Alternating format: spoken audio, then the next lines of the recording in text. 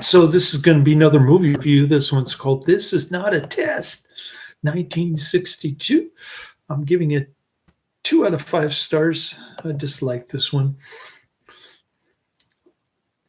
This is going to be another Professor Quiz recommendation. He recommended it when I reviewed Panic in Year Zero, the Ray Milland Borefest with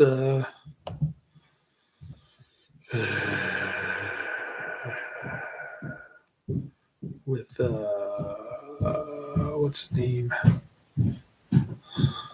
Frankie Avalon.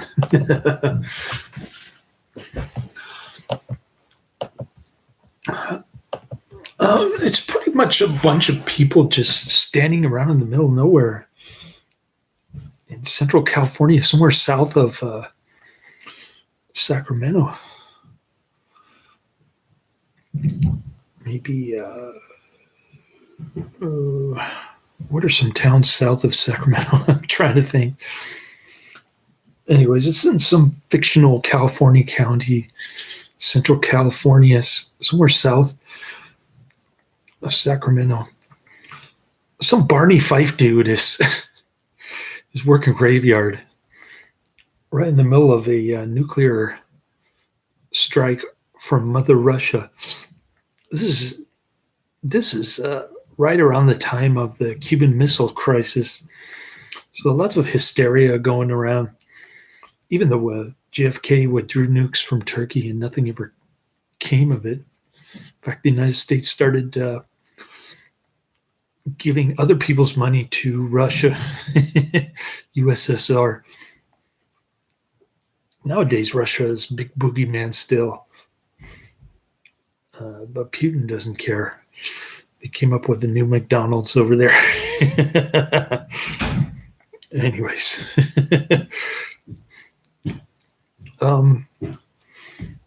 So the cop is there. He gets a radio announcement.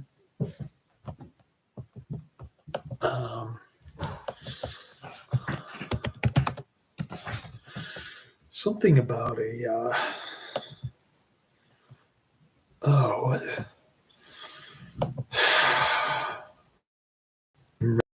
else? Because I've been watching this over the span of over the course of the past week or so.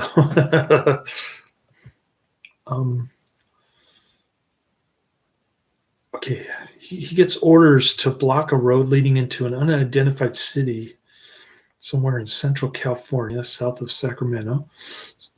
He detains several vehicles with a variety of occupants, ranging from Jed Clampett and his granddaughter, Ellie Mae, to Dean Martin and Paul Corder, to a trucker and a hitchhiker. The motorists and the police officers hear attack warnings over the radio and begin to prepare for the inevitable bombing. I forget what the emergency code is. I think it's 1305 or something. It doesn't make any sense.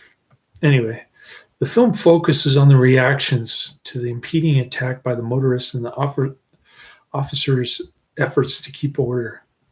Yeah, he's completely crazy. He thinks that hiding in a truck shipping container is going to stop the radiation from killing them. Pretty silly. Anyways, complicating matters is a revelation that the hitchhiker, Clint Delaney, is a psychotic who's wanted for murder. Okay, he's running around throwing chickens all over the place from Jed Clampett's truck. And he talks to Ellie Mae for a little while. He's trying to put the moves on her, but she's not having it. Anyways, as the countdown to the missile attack continues, the men and the women try desperately to convert a supply truck into an impromptu bomb shelter. As time goes by, the deputy's behavior becomes irrational.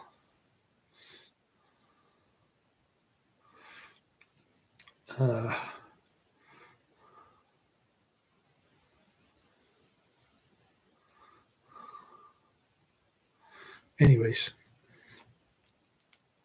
we don't know if the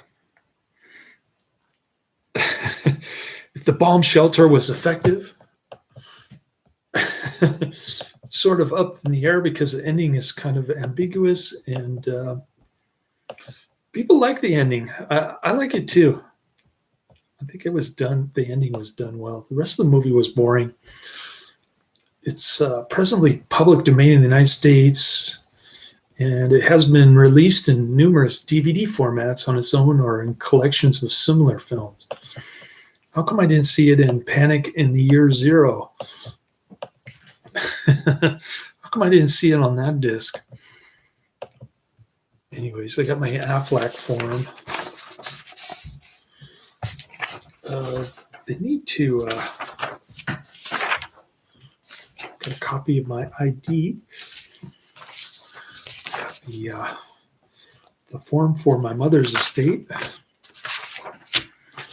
They need a HCFA 1500 form.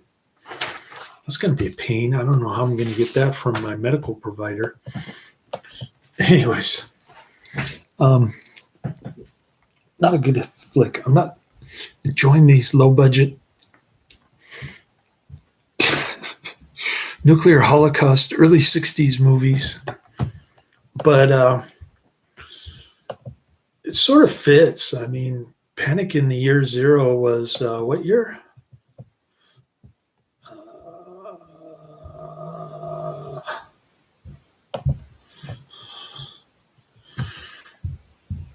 It was 1962, same year. So Professor Quiz has kind of a keen smell for these kind of movies. In 1962, the Red Scare movies. It doesn't have the overt political connotations. This one, it's just like let's just stand around and then we'll figure out to use a truck as a bomb shelter. This kind of thing. Most of these kind of movies, they're just standing around in a bomb shelter waiting for the white flash. And this one, they're just standing around in the middle of nowhere at 4 a.m. with this crazy cop ordering people around for no good reason. And it's funny because the cop ends up getting kicked out of the bomb shelter at one point. And a bunch of looters are like beat him up and steal his car key. They want to get out of there fast. I like Jed Clampett's idea of hiding in a cave with spring water, getting some canned goods, that kind of thing. That seemed like a more plausible shelter than a friggin' shipping container on some 18-wheeler truck. But what do I know?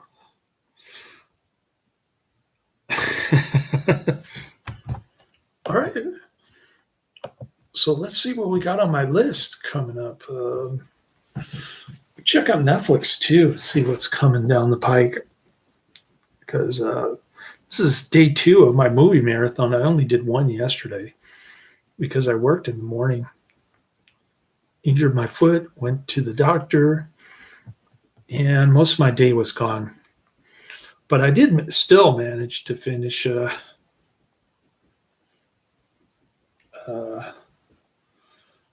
what was it?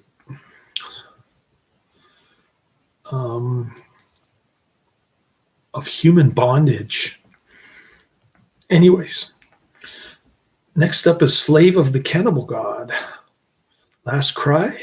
Blood Moon, Eye of the Tiger, Dick Tracy Returns, Daredevil's The Red Circle, Curse of the Stone Hand, Gallery of Horrors, The Hostage, Blood Beach, Lady Whirlwind, Heavy Traffic, Shoot Fighter, Fight to the Death, Tales from the Crypt, Inflation, and Without Warning. All right. There you go. That's my updated list. Let's see what's happening with Netflix.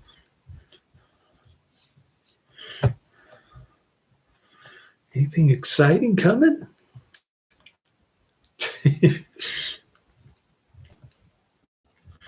Got one Adrian mention here. Another Adrian mention. Oh, wow. I get a lot of those here in my Netflix queue, kind of interspersed between the lamestream classic movies.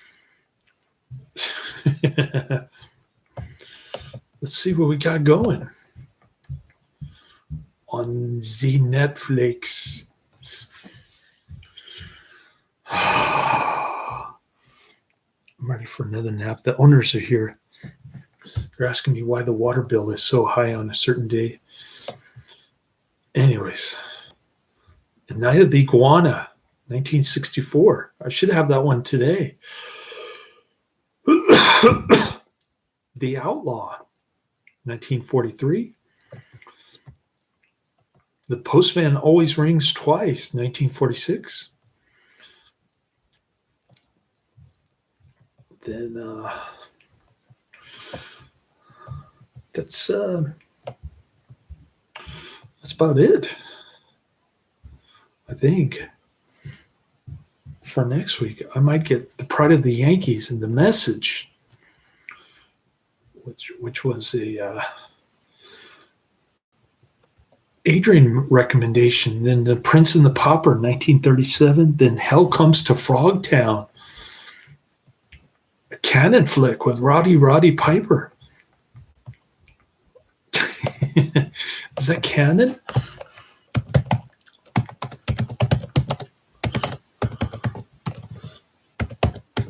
Or PM Entertainment? I always get them mixed up. There's a Hell Comes to Frogtown, Return to Frogtown, Max Hell, Frog Warrior, and Toad Warrior. There's like 4 of them.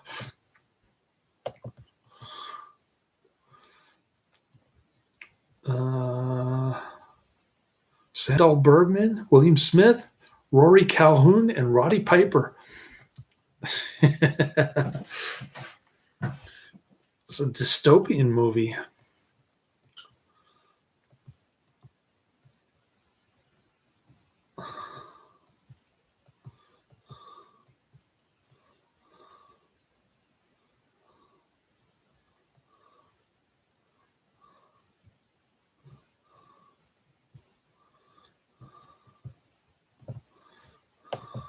Anyways, cool.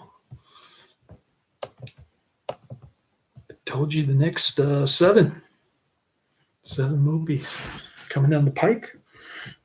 I've got movie marathon mode going. I was going to start my vacation on Tuesday, but my vacation started early when I sprained my ankle. Now my ankle feels great. I've been putting ice on it, putting the ankle brace on it when I go outside for this, that, and the other. I think I'm done with this, that, and the other. I just got to wake up at 6:45, get ready to pick up my son. I think his vacation with this Chinese family is finally over. He can relax here. And maybe I can get like 20 reviews in over the course of the next week. I've only done 2 so far, but maybe if I take a little nappy poo, I can wake up and watch the next one on my list, or the Netflix DVD, whichever comes first. What is the next one on my list? Next one up is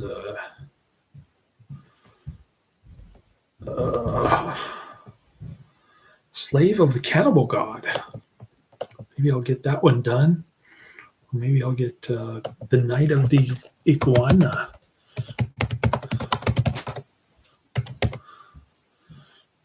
(1964).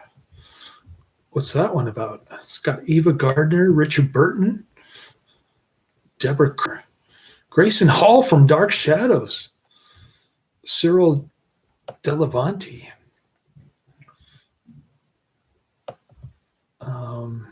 It's a John Huston flick.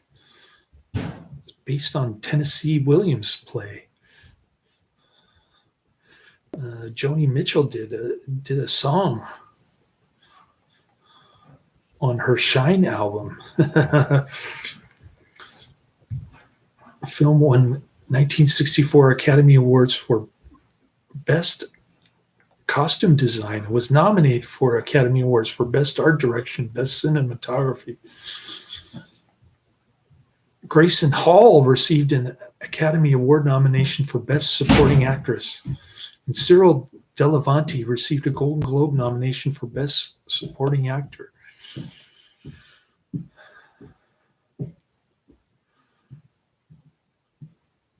The Night of the Iguana drew considerable attention for its on-set drama because Burton would bring his soon-to-be wife, Elizabeth Taylor, to the location set. James Garner claimed that he was originally offered the role played by Richard Burton, but he declined because it was just too Tennessee Williams for him.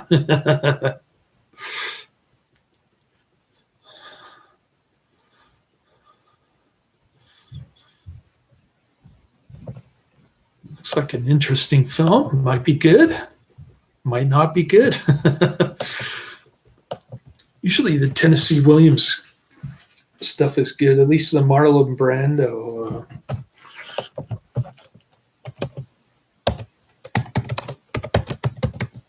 Yelling Stella.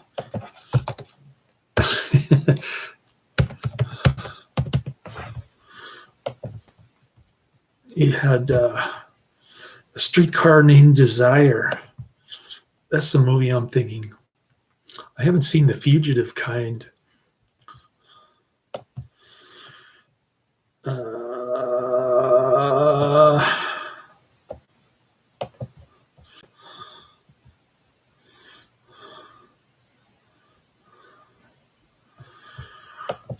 All right.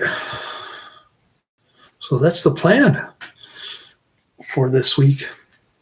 Lots of movies to review and lots of and I've got the television show Cry and a couple serials mixed in. So good mix of stuff coming down the pike. Try to get through as much as I can, but I've been sleeping a lot. I stopped taking the energy drink ever since I sprained my ankle at work. And I'm supposed to be putting ice on it, but I didn't do that for the past hour or so. So maybe I'll do that maybe I'll remember to do that when I wake up later.